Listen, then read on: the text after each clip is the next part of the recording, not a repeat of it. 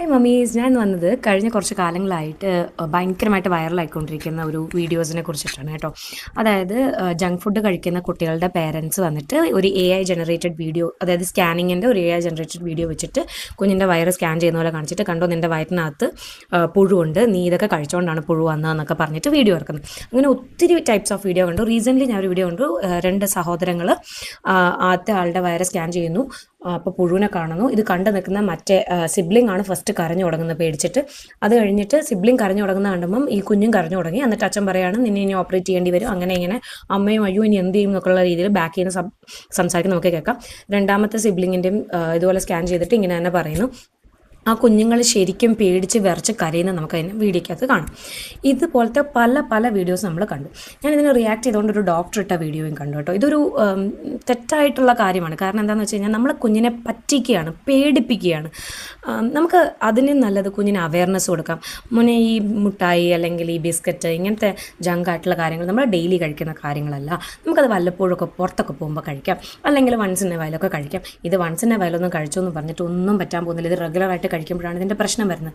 നമ്മൾ കൂടുതൽ ഇതിൽ നിന്ന് മാറ്റം തോറും കുട്ടികൾക്ക് ക്യൂരിയോസിറ്റി വന്നിട്ട് കൂടുതലും ഇത് കഴിക്കാനുള്ള സാധ്യതയാണ് കൂടുതൽ. അപ്പോൾ വല്ലപ്പോഴും പുറത്തൊക്കെ പോകുമ്പം കുട്ടികൾക്ക് എല്ലാം വാങ്ങിച്ചു കൊടുക്കുന്നത് അവരുടെ ക്യൂരിയോസിറ്റി കുറച്ചിട്ട് അവർ കുറച്ചും കൂടെ ഹെൽത്തിയർ ഹാബിറ്റിലേക്ക് വരുന്നതാണ് എൻ്റെ പേഴ്സണൽ ചോയ്സ് ഞാൻ പറയുന്നത് കേട്ടോ. ബട്ട് അതൊക്കെ അവിടെ നിൽക്കട്ടെ. കുഞ്ഞിനെ നിങ്ങളിങ്ങനെ പറ്റിച്ച് കഴിയുമ്പോൾ കുഞ്ഞ് നാളെ ഇത് തിരിച്ചറിയും, എന്നെ എൻ്റെ അച്ഛനും അമ്മയും പറ്റിച്ചതാണെന്ന്. അപ്പോൾ അവരുടെ മനസ്സിലുണ്ടാകുന്ന വികാരങ്ങളെക്കുറിച്ച് നിങ്ങൾ ചിന്തിച്ചിട്ടുണ്ടോ? അവർക്ക് നിങ്ങളോടുള്ള മുഴുവൻ ട്രസ്റ്റും പോകും. ഇത് മാത്രമല്ല, അന്ന് വരെ നിങ്ങൾ അവരോട് പറഞ്ഞിട്ടുള്ള ഓരോ കാര്യങ്ങളും അവരവരുടെ മൈൻഡിൽ ചോദ്യം ചെയ്യാൻ തുടങ്ങും.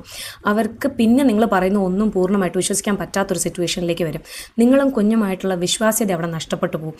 ചിലപ്പം ഈ കണ്ടൻറ്റ് ക്രിയേറ്റ് ചെയ്യുന്നവരൊക്കെ ഈ വീഡിയോ കഴിഞ്ഞിട്ട് കുഞ്ഞിനോട് ഇത് കൺവേ ചെയ്യുന്നുണ്ടായിരിക്കാം. അച്ഛനും അമ്മയും പറ്റിച്ചാ കേട്ടോ, ഇങ്ങനെ വീഡിയോ ഒക്കെ എടുത്താൽ വൈറലാകും കേട്ടോ, അതുകൊണ്ട് അച്ഛനും അമ്മയും ഇത് അതിനുവേണ്ടി ചെയ്തതാണ്, കുഞ്ഞിൻ്റെ വയറ്റിൽ പുഴുവൊന്നുമില്ല കേട്ടോ, കുഞ്ഞ് പേടിക്കണ്ട കേട്ടോ, നമുക്ക് ഡോക്ടറിൻ്റെ അടുത്തൊന്നും പോകേണ്ട, പ്രശ്നമൊന്നുമില്ല എന്ന് പറഞ്ഞ് ചിലപ്പോൾ കുഞ്ഞിനെ സമാധാനിപ്പിക്കുന്നുണ്ടായിരിക്കാം. അവിടെ ഒരു ഫണ്ണി സിറ്റുവേഷനിലായിട്ട് അത് ഹെൽത്തി രീതിയിൽ പോകുന്നുണ്ടാവാം. ബട്ട് ഈ വീഡിയോസ് 4-5 പ്രാവശ്യം കാണുന്ന ബാക്കിയുള്ള പേരൻസിനെ കുറിച്ചിട്ട് നിങ്ങൾ ശ്രദ്ധിച്ചിട്ടുണ്ടോ?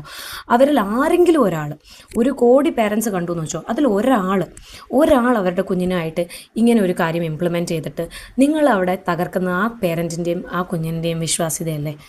അപ്പം നിങ്ങൾ ചെയ്യുന്നത് ശരിയാണോ? നമ്മളൊരു കോണ്ടൻറ്റ് പബ്ലിക് പ്ലാറ്റ്ഫോമിൽ അപ്ലോഡ് ചെയ്യുമ്പോഴത്തേക്കും ഇങ്ങനത്തെ കുറേ എറ്റിക്കേറ്റ്സും കൂടെ ചിന്തിച്ചിട്ട് അപ്ലോഡ് ചെയ്താൽ നന്നായിരിക്കും എന്ന് എനിക്ക് as A parent, as A mother എനിക്കത് ഫീൽ ചെയ്തു.